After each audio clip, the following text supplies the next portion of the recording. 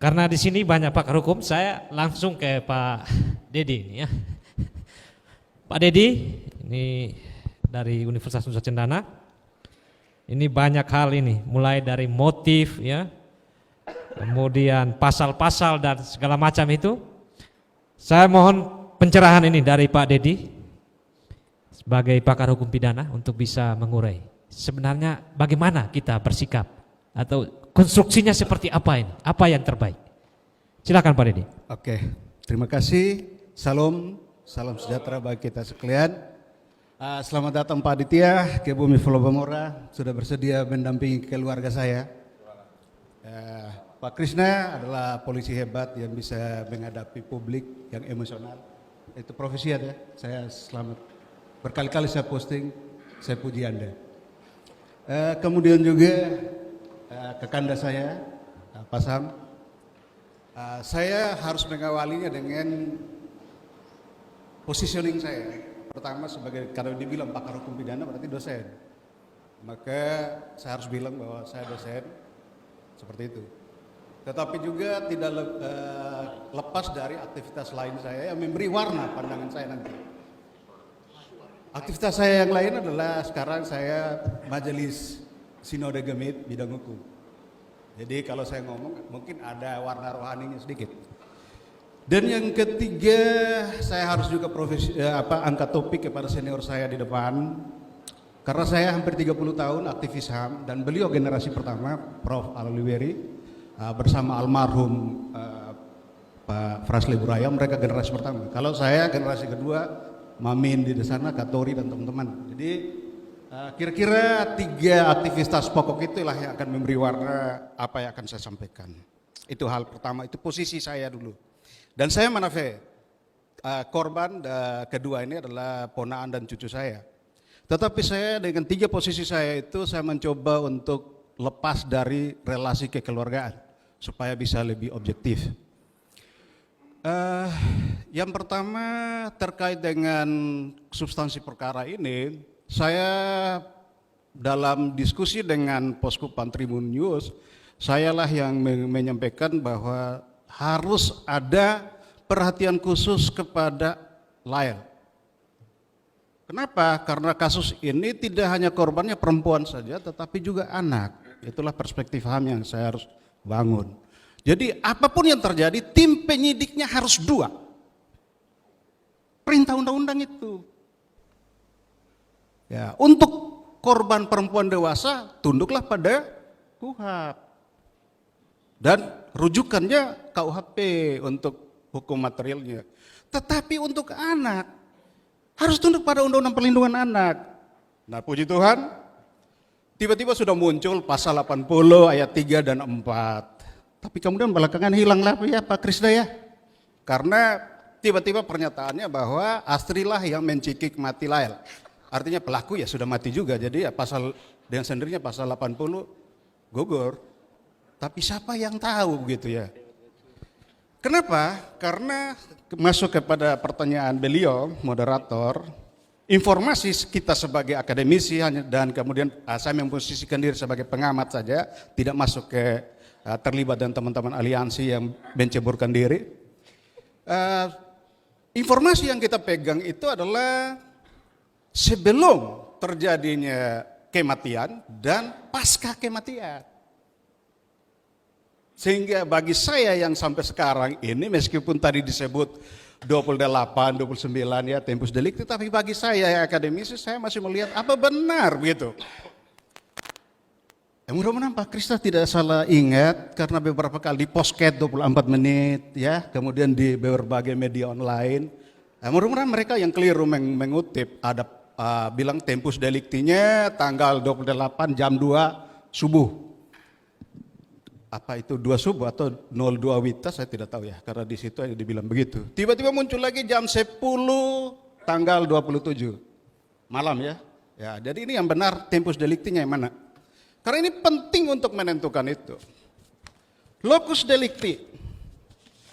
Kalau kita melihat alur perjalanan saksi-saksi yang ada dari keterangan yang ada di media sosial ya, karena saya pengamat saja, saya tidak ke lapangan. Orang-orang yang terakhir kali menyaksikan kedua korban ini dalam keadaan hidup adalah ketika di kos-kosan, kos B, ketika Astri dan Lael meninggalkan pertemuan itu dan menuju ke entah siapa dia yang menjemput di pertigaan. Itulah saat terakhir kedua korban dilihat hidup. Kemudian tiba-tiba ditemukan tanggal sekian sudah terkubur. Berarti lokus deliktinya kita harus cari. Tempusnya bilangnya tadi masih ada dalam 2 waktu, tetapi lokusnya di mana ini? Kemudian muncul berita tentang perjalanan mobil rental itu dengan GPS dan segala macam. Saya sering diskusi dengan teman-teman yang lain. GPS yang dipakai itu rekamannya seperti apa sih? Kan itu hanya menunjukkan perjalanan mobil ini dari titik A, B, C, D. Tetapi tidak membuktikan bahwa di mana tereksekusinya kedua korban. Itu penting untuk saya harus jelaskan. Nah itu tempus dan lokus. Kita loncat ke pasal. Pasal di sini dari keterangan-keterangan yang ada, kita akan kemudian masuk kepada 3 domain. Yang pertama adalah bisa jadi penganiayaan yang menyebabkan matinya korban. Tentunya itu berbeda. Yang kedua kejahatan terhadap nyawa. Yang alternatifnya 3 pasal ya Pak Aditya ya.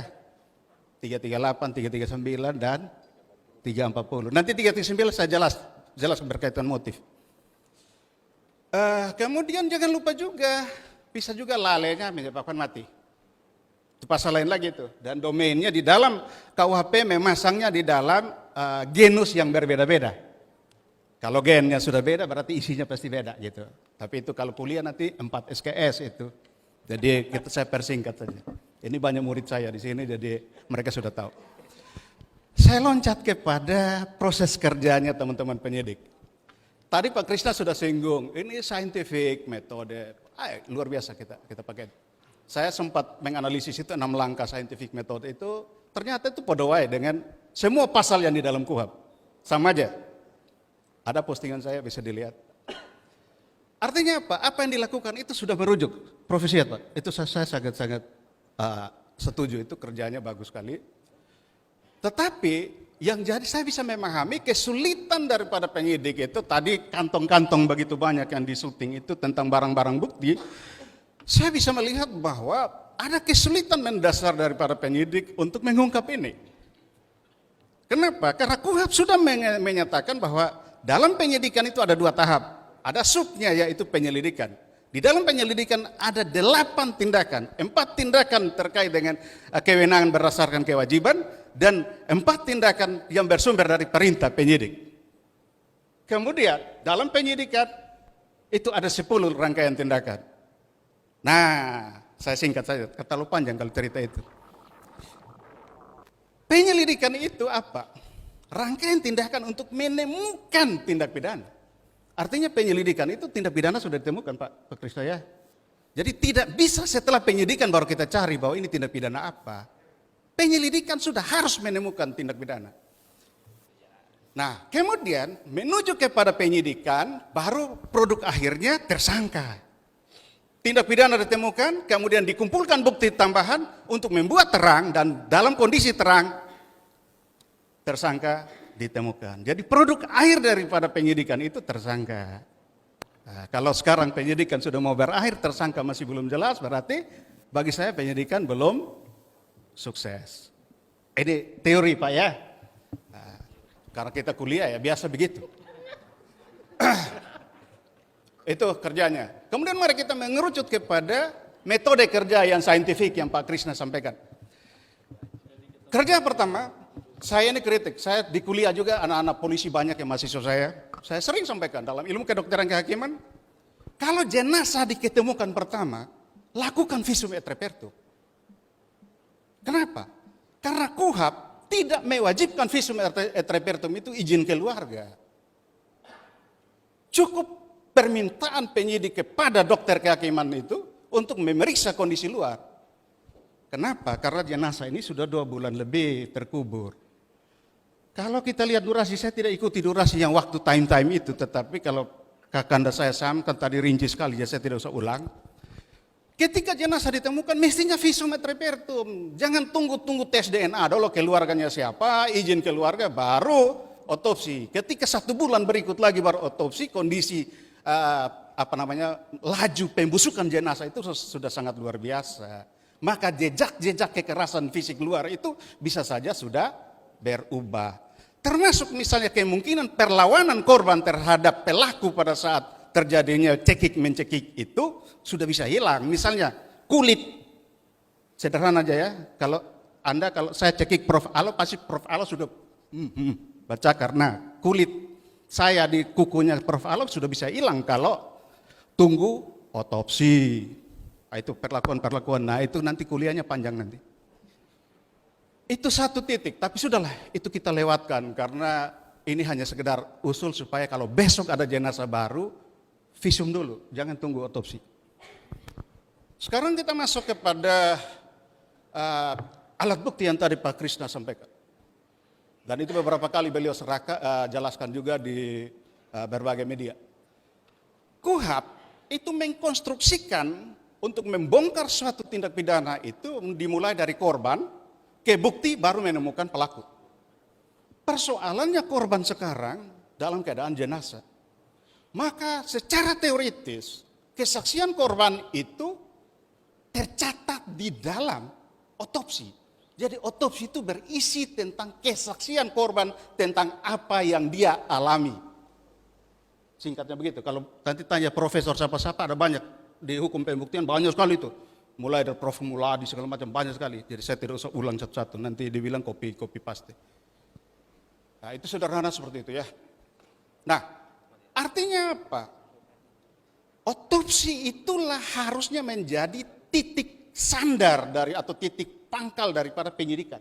Bukan keterangan atau pengakuan daripada tersangka. Bukan. Karena tersangka dalam praduga tak bersalah itu dia boleh diam, dia boleh menyangkal, bahkan boleh berbohong. Dan penyidik tidak boleh menyiksa dia. Itu konstitusi lah. Undang-undang dasar mengatakan begitu. Bahwa tidak boleh ada kekerasan atau ancaman kekerasan terhadap seseorang yang disangkakan. Atau didakwa. Tidak boleh. Artinya kita kesampingkan. Oke, terakhir, motif. Saya juga keluarga yang tidak biasa dekat dengan keluarga. Karena hampir 30 tahun ini dosanya Prof. Alo. Biasa ajak-ajak kami ronda keliling ini NTT.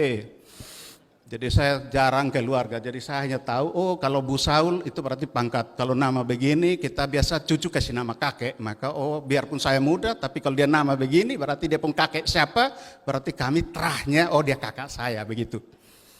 Jack berarti ponaan karena terahnya seperti apa itu. Kira-kira begitu ya.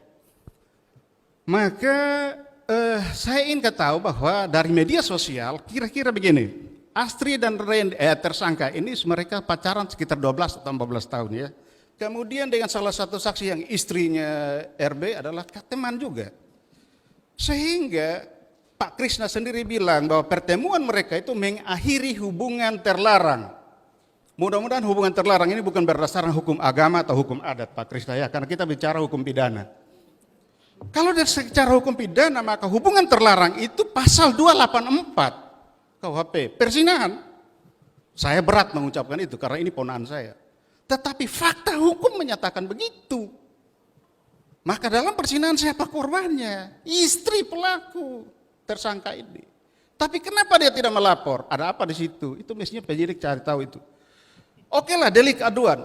Tetapi ketika Anda tidak menggunakan hak Anda dan merugikan hak hukum orang lain, apakah masih delik aduan absolut?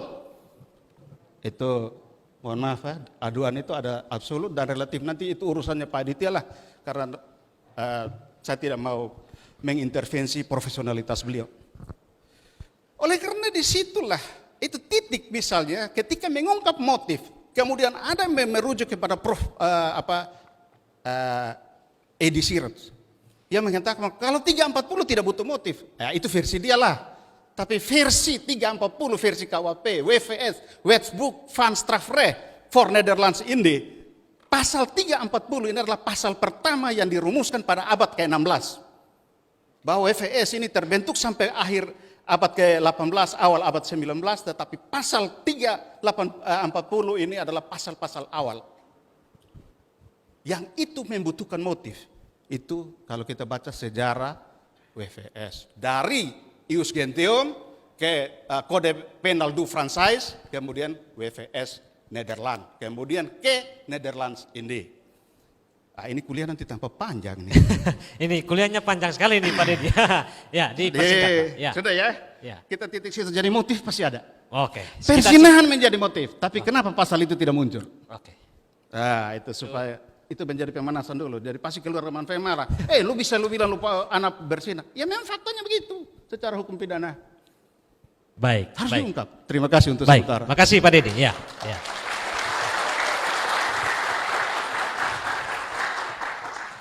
Pak Kris, ini banyak catatan ini Pak Kris ya. Mulai dari GPS, kemudian ada locus delicti, tempus delicti. Nah, bagi Bapak Ibu mungkin yang mendengar di rumah, locus delicti ini adalah tempat kejadian atau eksekusi lah begitu ya. Kalau tempus delicti ini adalah waktunya.